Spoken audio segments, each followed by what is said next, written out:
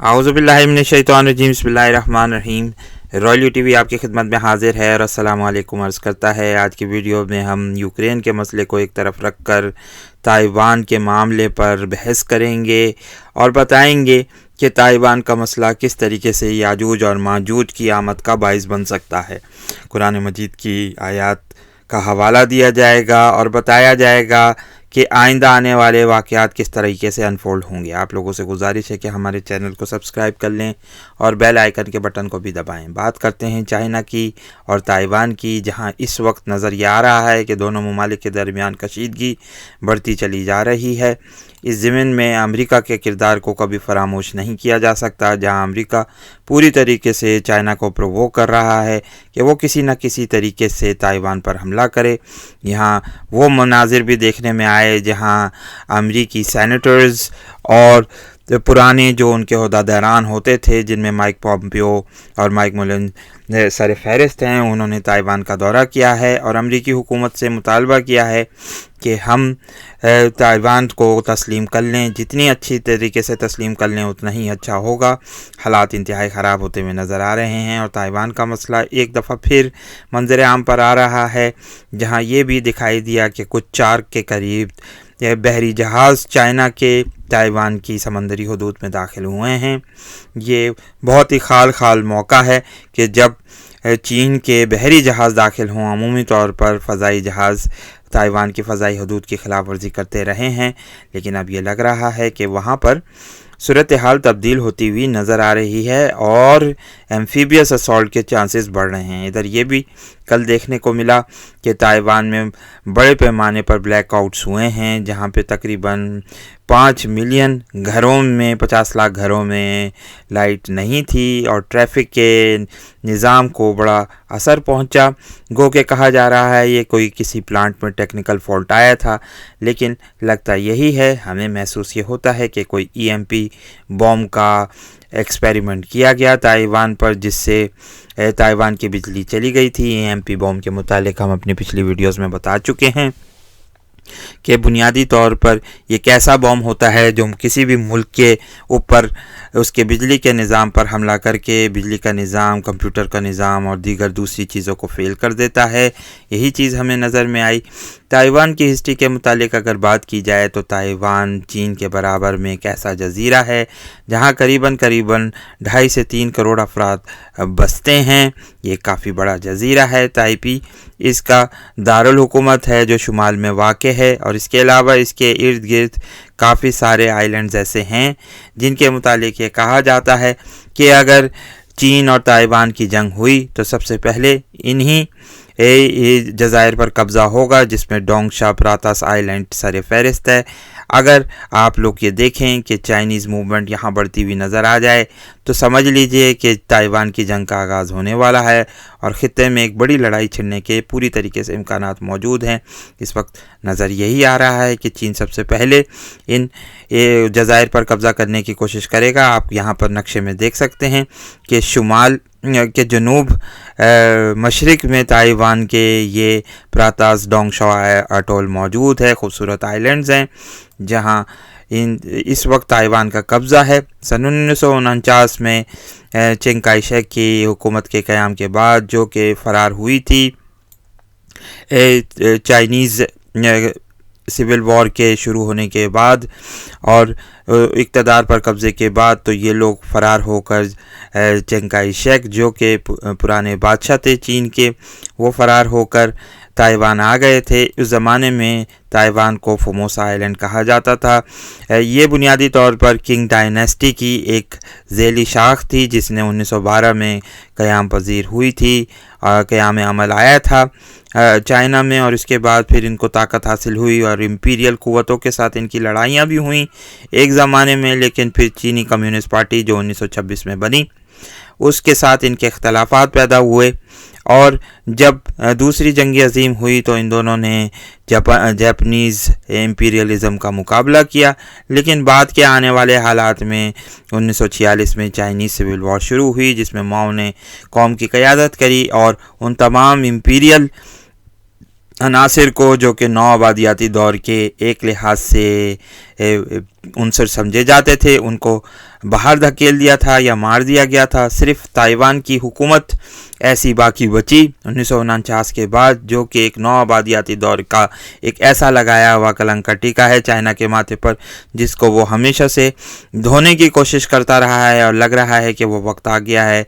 अमूमी तौर पर यह होता था कि चीन कमज़ोर होता था, इसलिए चीन के पास इतनी ताकत नहीं थी कि वो ताइवान के मसले को हल कर सके। लेकिन आहिस्ता आहिस्ता 1990 की दिहाई के बाद चाइनीज़ रहनुमाओं ने, जिसमें डेंग जियाओपिंग जो थे वो बड़े शामिल थे, उन्होंने ये कोशिश की कि चाइना को मजबूत कर दिया जाए। और फिर हमने देखा कि सदर शी जिनपिंग की क़यादत में चीनी क़यादत और चीनी अवाम ने इंतहाई शानदार तरक्की करके अपने मुल्क को एक नए मुकाम पर पहुंचा दिया है।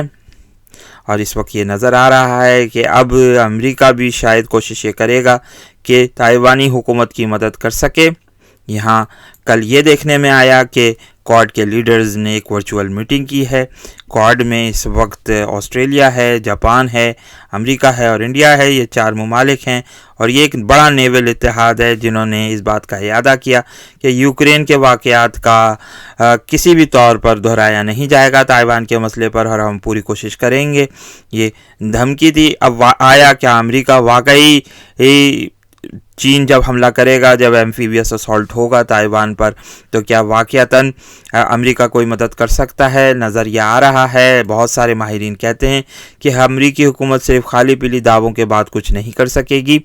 यहाँ ये बात भी काबिल ज़िक्र समझी जाती है, चीन और रूस ये समझते हैं कि अमेरिका ने अफ़गानिस्तान से जो इनखला किया, उससे साफ ज़ाहिर होता है कि अमेरिका जंग लड़ने की पोजीशन में नहीं है। वो अपने इत्तेहादियों को ऐसे ही छोड़कर चला जाएगा और ये सूरत हाल नज़र आ रही है। लेकिन यहाँ पर आपको ये बात भी बताते चलें कि ताइवान के जो मगरबी साहिल है, वहाँ पर हमला करना नामुमकिन समझा जाता है, क्योंकि इस कोस्ट में, या आप इस कोस्ट को देख सकते हैं जो मगरबी साहिल कहलाती है, यहाँ पर बड़े बड़े ऐसे चट्टानी इलाके मौजूद हैं, चट्टानें मौजूद हैं समंदर के साथ, जहाँ करीबन नामुमकिन बना देती हैं इसके। इसलिए अमूमी तौर पर यह कहा जाता है कि चीन शुमाल मशरिक से कार्रवाई करके ताइपी को निशाना बना सकता है। इसके अलावा इन इलाकों को भी जो कि जनूब मशरिक में वाक़ हैं, उनको निशाना बना सकता है। लेकिन सबसे पहले जैसे कि कहा गया कि डोंगशो आइलैंड को चीन निशाना बनाने की कोशिश करेगा। अगर यहाँ पर आपको कोई मूवमेंट होती हुई नज़र आए तो समझ लीजिए कि चीन लाजमी तौर पर ताइवान पर कब्ज़ा करने वाला है। चीन अपने इस हवाले से ये बात अयादा करता रहा है कि ताइवान उसका अटूट अंग है। वो किसी तरीके से भी चीन को ये कबूल नहीं है कि ताइवान कोई अलहदा मुल्क हो। इस वक्त जब के दौरा किया है तो सदर ट्रम्प के जो वज़ीर ख़ारजा हुआ करते थे माइक पोम्पियो, उन्होंने ये बात कही कि हमें ताइवान को एक अलहदा मुल्क के तौर पर तस्लीम कर लेना चाहिए और डिप्लोमेटिक रिलेशनशिप कायम हो जाने चाहिए अमेरिका और ताइवान के दरमियान, जिससे कशीदगी बढ़ती चली जा रही है। और चीन ने इंतहाई शिद्दत से एहतजाज किया है। साथ साथ ये भी नज़र आ रहा है इस वक्त के अमेरिकी जहाज़ इस वक्त ताइवान स्ट्रेट में, यहाँ आपको ताइवान स्ट्रेट भी दिखाते चलें कि इन पानियों में उसके जहाज़ गर्दिश करते रहते हैं, जिससे चीन इंतहाई शदीद एहतजाज करता रहा है और कहा है कि साउथ चाइना सी दर हकीकत उसकी मिल्कियत है और यहाँ पर किसी भी फ्री नेविगेशन का कोई तसव्वुर नहीं हो सकता। वो यही बात कहता है कि अगर हम गल्फ़ ऑफ मैक्सिको में घुस जाएं और अपने जहाज़ लेकर जाएं वहाँ पर, तो क्या अमेरिका इस बात को बर्दाश्त कर सकेगा कि वो किसी भी तौर पर दूसरे मुल्क जो हैं उसके पानियों में गर्दिश कर सकें। तो इस पर एहतजाज कर रहे हैं। कोरोना वायरस के आने के बाद महसूस ये हो रहा है कि इस वक्त चीनी अपने वर्ल्ड ऑर्डर को सामने लाने की कोशिश कर रहे हैं। जिस तरीके से पूरी दुनिया में कोरोना वायरस ने तबाहकारियाँ मचाई हैं, उससे ये महसूस होता है कि चीन ने इसको अपने आप ने काफ़ी काबू पाया है और तरक्की करके इस तमाम सूरत हाल पर उसने तेज़ी से कंट्रोल हासिल कर लिया है। जबकि दूसरे ममालिक में, ख़ास तौर पर मगरबी ममालिक में नज़र आ रहा है कि कोरोना की सूरत हाल ख़राब होती चली जा रही है, जिससे चीन को एक एडवांटेज है। क्या चीन अपने वर्ल्ड ऑर्डर को दुनिया पर नाफिज कर सकेगा, यह आने वाला वक्त बताएगा। लेकिन कुरान मजीद इस सिलसिले में हमें रहनुमाई करता हुआ मिलता है। हम अपनी दीगर दूसरी वीडियोज़ में इस बात को सबूतों के साथ, हक़ाइक़ के साथ बयान कर चुके हैं کہ याजूज माजूज दर हकीकत बुनियादी तौर पर चीन और जापान को समझा जाना चाहिए। कुरान मजीद की आयत नंबर 95 में ये बात कही गई है। आयत नंबर 95 तक 97 को पढ़ना चाहिए तो समझ आता है कि क्या कहा गया है। इस वक्त हम सिर्फ उर्दू तर्जुमे पर इक्तफा करेंगे। बात करते हैं, और मुमकिन नहीं है कि जिस बस्ती को हमने हलाक कर दिया हो वो फिर पलट सके। यहाँ इशारा साफ साफ तौर पर यरूशलेम की तरफ है कि ये वो वाहिद बस्ती होगी जिसको हलाक करने के बाद ये वापस अपने बैतुल मुक़द्दस की आबादी दोबारा हो सकेगी। और ये नज़र भी आ रहा है, जैसा कि अहादीस में भी बयान हो रहा है, यहाँ तक कि जब याजूज माजूज खोल दिए जाएं, यानी जब ये ऐसा होगा, जब बैतुल मुक़द्दस की आबादी हो जाएगी एक दफ़ा, तो फिर याजूज माजूज खोल दिए जाएंगे। वो हर बुलंदी से वो निकल पड़ेंगे और वादे बरहक के होने का वक्त करीब आ लगेगा, यानी क़यामत करीब आ जाएगी। जब भी याजूज माजूज का जिक्र कुरान मजीद में आया है तो इस वादे का ज़रूर जिक्र आया है कि वादे का वक्त पूरा होने का वक्त आ जाएगा तो याजूज माजूज आ जाएंगे। हमारी राय में यही वो वक्त है जो कि करीब आ चुका है। तो यकायक इन लोगों के दीदे फटे के फटे रह जाएंगे जिन्होंने कुफर किया था, यानी जो लोग कुफर करते रहे हैं उनके दीदे फटे के फटे रह जाएंगे, क्योंकि याजूज माजूज पूरी दुनिया को निशाना बनाएंगे एटमी हथियारों से और एक बड़ी न्यूक्लियर जंग शुरू हो जाएगी। जिन्होंने कुफर किया था वो कहेंगे हाय हमारी कमबख्ती, हम इस चीज़ की तरफ से गफलत में पड़े हुए थे, बल्कि हम ख़ताकार हैं। जब वो देखेंगे इन चीज़ों को तो कहेंगे ओहो यार हमसे तो ये बड़ी गलती हो गई और लाजमी तौर पर हमें अपने गुनाहों से तौबा करनी चाहिए थी, लेकिन हम नहीं कर सके, हमने कुफर किया था।